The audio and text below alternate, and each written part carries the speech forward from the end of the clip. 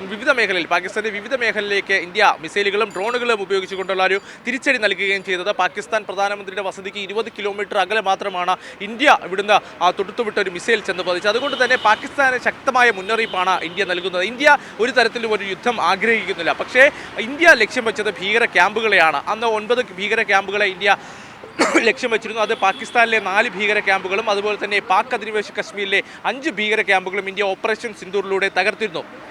പക്ഷേ ഇതിന് പിന്നാലെ പാകിസ്ഥാൻ ഇന്ത്യയിലെ ജനവാസ മേഖലകളിലേക്കും ഇന്ത്യയിലെ സാധാരണ ജനങ്ങളെയും ലക്ഷ്യം വയ്ക്കുന്നു. ഇത്തരം പ്രകോപനപരമായ സമീപനം തുടർന്നാൽ ശക്തമായ തിരിച്ചടി നൽകുമെന്ന മുന്നറിയിപ്പ് തന്നെയാണ് ഇന്ത്യ നൽകുന്നത്. നിലവിൽ ഇന്നലെ ജമ്മു അടക്കമുള്ള മേഖലയിലേക്കാണ് പാകിസ്ഥാൻ മിസൈലുകളും ഡ്രോണുകളും ഉപയോഗിച്ചത്. അവിടെയെല്ലാം ഇപ്പോൾ സ്ഥിതി നിയന്ത്രണ വിധേയമാണ്. പക്ഷേ എപ്പോൾ വേണമെങ്കിലും പാകിസ്ഥാൻ്റെ ഒരു പ്രകോപനം ഉണ്ടാകാൻ ഉള്ള ഒരു വിലയിരുത്തലുണ്ട്. അതുകൊണ്ട് തന്നെ കനത്ത ജാഗ്രതയിൽ തന്നെയാണ് ഈ മേഖലയിലുള്ളത്. അതുപോലെ തന്നെ മറ്റ് സംസ്ഥാനങ്ങളിലടക്കം കനത്ത ജാഗ്രത നിർദ്ദേശം നൽകിയിട്ടുണ്ട്. ഉത്തരാഖണ്ഡിൽ ആശുപത്രികളോട് പൂർണ്ണമായും സജ്ജമായിരിക്കാനൊരു നിർദ്ദേശമാണ് സർക്കാർ നൽകിയിരിക്കുന്നത്.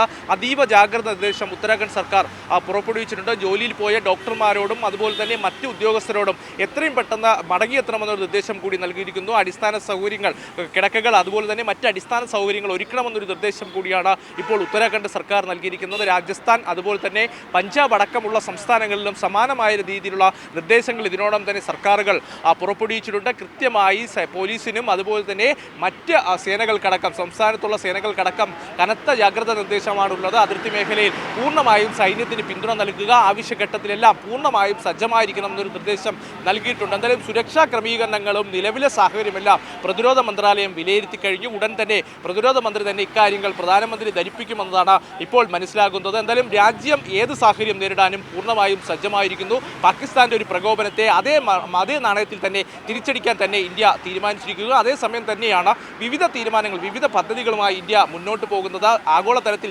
പാകിസ്ഥാനെ സാമ്പത്തികമായി ഞെരുക്കുക എന്നൊരു തീരുമാനം കൂടി ഇന്ത്യ എടുത്തിട്ടുണ്ട്. കാരണം പാകിസ്ഥാൻ IMF അതുപോലെ തന്നെ FATF അടക്കമുള്ള സംഘടനകളിൽ നിന്ന് ആഗോളതലത്തിൽ സാമ്പത്തിക സഹായം ലഭിക്കുന്നുണ്ട്. IMF-ൽ നിന്ന് ലഭിക്കുന്ന സാമ്പത്തിക സഹായം തടയുക എന്നൊരു ലക്ഷ്യം കൂടി ഇപ്പോൾ ഇന്ത്യ മുന്നോട്ട് വയ്ക്കുന്നുണ്ട്.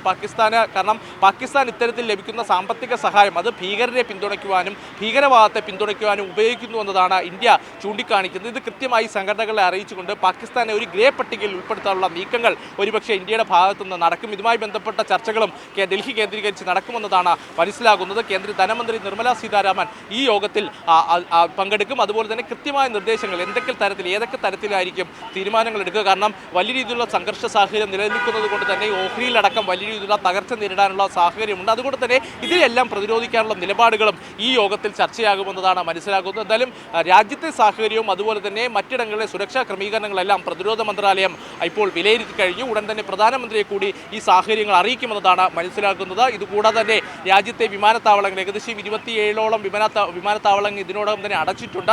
യാത്രക്കാരോട് പരമാവധി വിമാന കമ്പനികൾ നൽകുന്ന നിർദ്ദേശങ്ങളും അതുപോലെ തന്നെ കേന്ദ്ര സർക്കാർ അടക്കം പുറപ്പെടുവിക്കുന്ന നിർദ്ദേശങ്ങൾ കൃത്യമായി പാലിക്കണമെന്നൊരു നിർദ്ദേശമാണ് മുന്നോട്ട് വച്ചിരിക്കുന്നത്. പരമാവധി യാത്രക്കാർ വിമാനം പുറപ്പെടുന്നതിന് 3 മണിക്കൂർ മുമ്പ് തന്നെ വിമാനത്താവളത്തിൽ എത്തണം. ഇവർക്ക് ഇരട്ടി പരിശോധനയുണ്ട്. ഡബിൾ സെക്യൂരിറ്റി സുരക്ഷാ പരിശോധനയാണ് ഇപ്പോൾ വിമാനത്താവളത്തിൽ ഏർപ്പെടുത്തിയിരിക്കുന്നത്. അതുകൊണ്ട് തന്നെ യാത്രക്കാർ വലിയ രീതിയിലുള്ള തടസ്സം നേരിടാൻ സാഹചര്യമുള്ളത് കൊണ്ട് തന്നെ പരമാവധി നേരത്തെ വിമാനത്താവളത്തിൽ എത്തണമെന്നൊരു നിർദ്ദേശം ഇപ്പോൾ സർക്കാർ മുന്നോട്ട് വച്ചിട്ടുണ്ട്. അതുപോലെ തന്നെ ജമ്മു കാശ്മീരിൽ അടക്കം എല്ലാ വിമാനത്താവളങ്ങളും അടച്ചിരിക്കുകയാണ്. അതുകൊണ്ട് തന്നെ ജമ്മുവിൽ നിന്നും ഉധംപൂരിൽ നിന്നും ഡൽഹിയിലേക്ക് ഇപ്പോൾ പ്രത്യേക ട്രെയിനുകളും റെയിൽവേ അറിയിച്ചിട്ടുണ്ട്. 3 പ്രത്യേക ട്രെയിനുകളാണ് ജമ്മുവിൽ നിന്നും ഉധംപൂരിൽ നിന്നും ഡൽഹിയിലേക്ക് ഉണ്ടാവുക. അവിടെ ഇത്തരത്തിൽ ഉള്ള ആളുകൾക്ക് പെട്ടെന്ന് ഡൽഹിയിലേക്ക് എത്തുവാൻ വേണ്ടിയുള്ള സൗകര്യങ്ങളും റെയിൽവേ ഒരുക്കുകയാണ്. എന്തായാലും രാജ്യം പൂർണ്ണമായും സജ്ജമായിരിക്കുകയാണ്. പാകിസ്ഥാന്റെ ഭാഗത്തു നിന്ന് പ്രകോപനം ഉണ്ടാവുകയാണെങ്കിൽ ശക്തമായി തിരിച്ചടിക്കുക, അതുപോലെ തന്നെ പാകിസ്ഥാന്റെ എല്ലാ ശ്രമങ്ങളെയും തകർക്കുക എന്നതാണ് ഇന്ത്യ ലക്ഷ്യം വെച്ചിരിക്കുന്നത്. ഇതുമായി ബന്ധപ്പെട്ട വിശകലനവും അതുപോലെ തന്നെ